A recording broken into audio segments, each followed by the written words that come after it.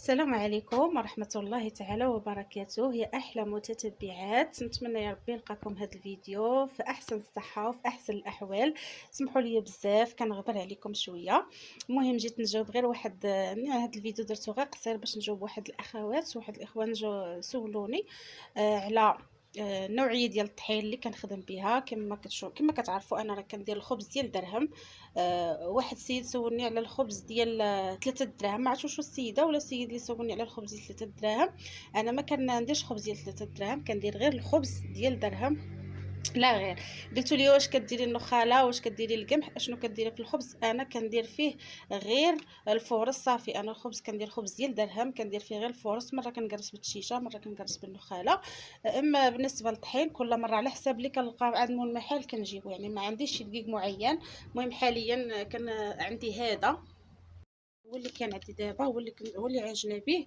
وكي مره كيكون هذا، المهم كل مره واللي كيكون كنخدم به. انا ما عنديش كما قلت لكم شي دقيق معين اللي كنخدم به غير هو. المهم هاد النوعيه ديال الطحين راه كنشريهم غير بشي 1640 باش كنشريهم.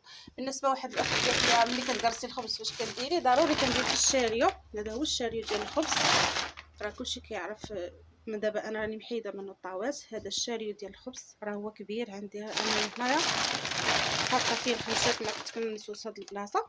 وهذا الشيء اللي كاين. المهم نتمنى يعجبكم هذا الفيديو ويكون استفدتم منه شويه.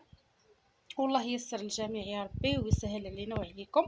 والى عجبكم الفيديو، وكنقول الاخوات، كنقول اللي اشتركوا عندي جداد مرحبا بكم، واللي اول مره تشوفوا القناه كنقول لكم نتوما مرحبا بكم. اشتركوا الا عجبتكم القناه وعجبكم المحتوى، مرحبا والف مرحبا.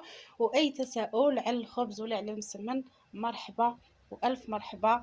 انس دائما معاكم، ونجاوبكم على القليله وعلى الكثيره على داكشي اللي كنعرف.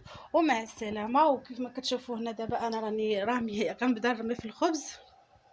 غير دعيو معايا. هاد الفرير راه خاسر هاد الايام، راه كاع ما كنتش خدامه به. خاسر ليا. يلا اليوم غيجي عند المعلم يصايبوا ليا، الله ييسر.